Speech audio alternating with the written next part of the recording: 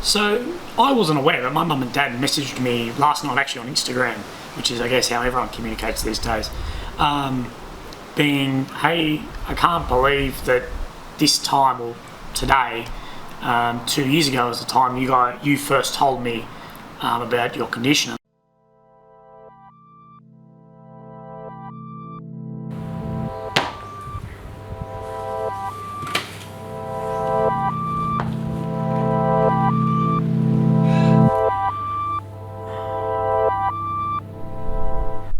Oh God, what a run.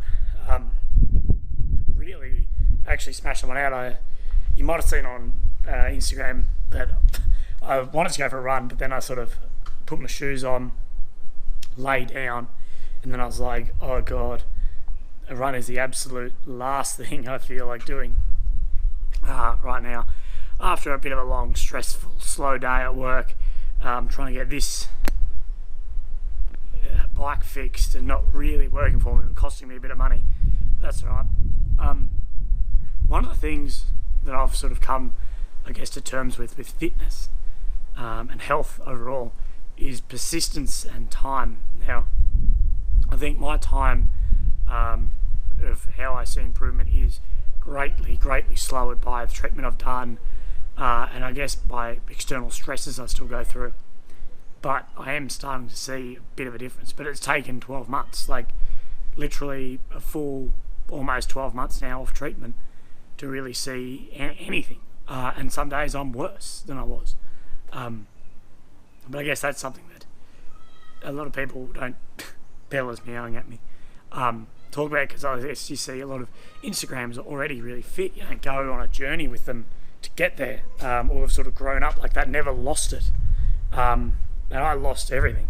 I put on 35 kilos of weight, and did fuck all, no cardio, a little bit of weights here and there, well, as much as I could, but chemo just destroyed me.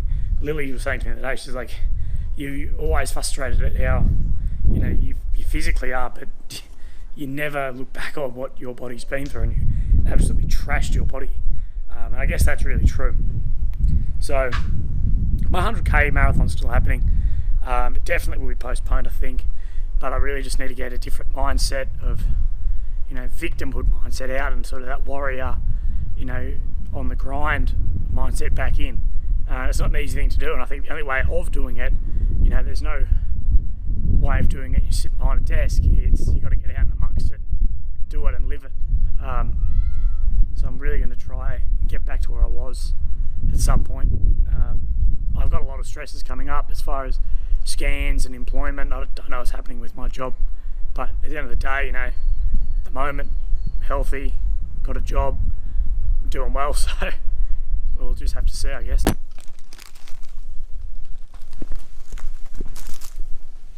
Lily, we got Quizzy. Happy Valentine's Day. Something was wrong. I guess, and I'll go into this a little bit later, but one thing that my condition has done for me is bring me and my parents so much closer, and my family being my brother. It's one of those incredibly good things out of a bad situation. I still remember that if you see one of my last vlogs was when I was initially found something wrong, but I didn't actually get a somewhat diagnosis, I guess, until I'd seen a neurosurgeon in that profession of tumours in the brain, being that the people I saw before that were GPs who, although they may know what it is or may think they know, they can't really diagnose you until a neurosurgeon does.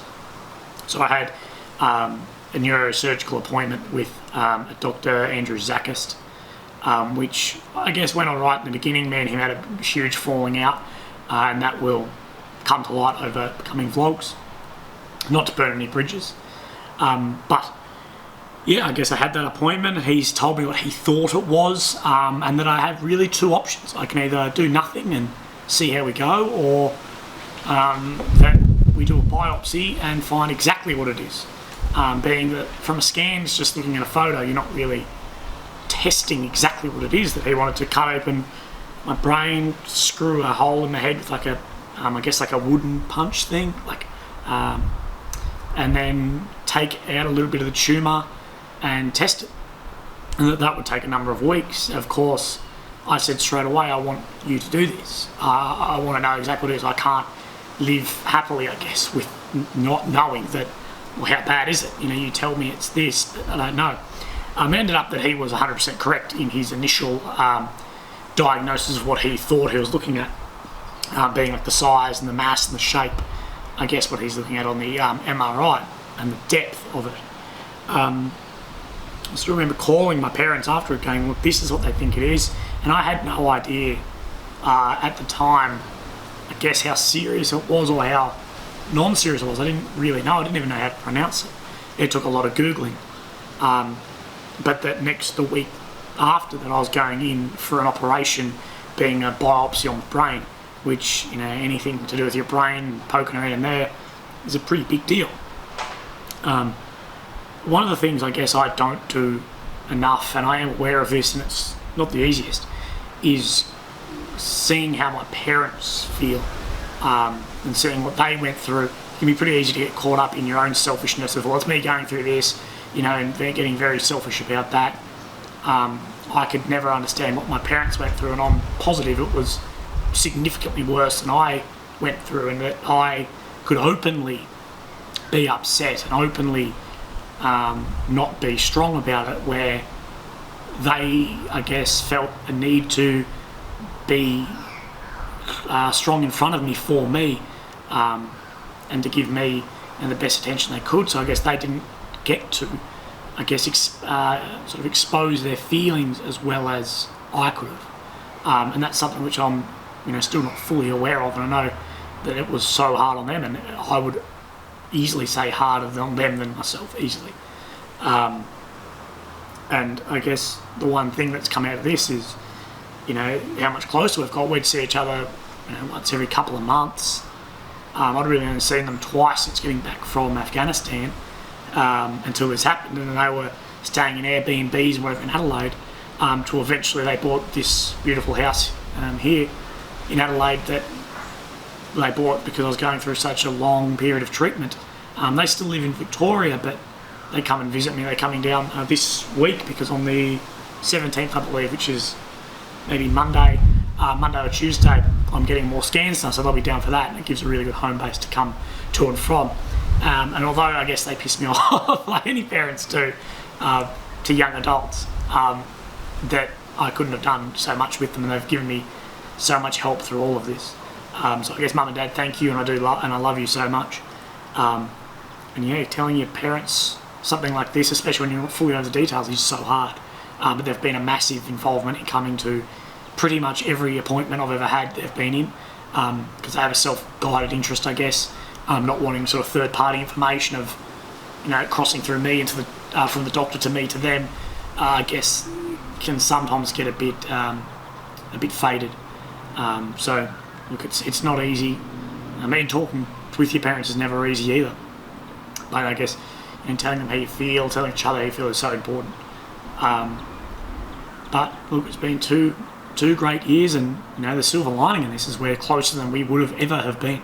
And I've seen more of them in the last 12 months than I probably would have seen in the rest of my life if it went normally. I'll see them for a weekend or a week every maybe 4 months, and I've seen them for months and months at a time. So I guess that is one very lucky thing to come out of this. So I know this is a bit of a slower vlog for today. I've been working pretty long hours recently, and I haven't really had that much time to film or do much of anything else. But I've been doing lots of gym, lots of everything else. Valentine's Day today, so happy Valentine's Day. And thanks again for watching these. I do really appreciate it. It's fantastic. Cheers. I'm Matt Williams. I partied my way through high school. I joined the army straight out of school as a rifleman. I deployed to Afghanistan for 8.5 months as a crew commander at 20 and turned 21 over there. I've travelled the world twice, jumped from planes, dove under the sea, drank from shoes in over 20 countries, and I regret nothing. Returning home, in a regular doctor's checkup, I was diagnosed with an incurable, inoperable brain tumour on my 22nd birthday. Since then, I've made it my mission to enjoy my life as much as I can and show that terminal illness doesn't mean your life can't be successful, meaningful, and fucking awesome, whilst putting in as much effort as I can to raising money for brain cancer research. 12 months of chemo done, 60,000 plus donated to research, and I'm fucking happier than ever. This is my story of refinding my health and redefining terminal illness and smiling through it all.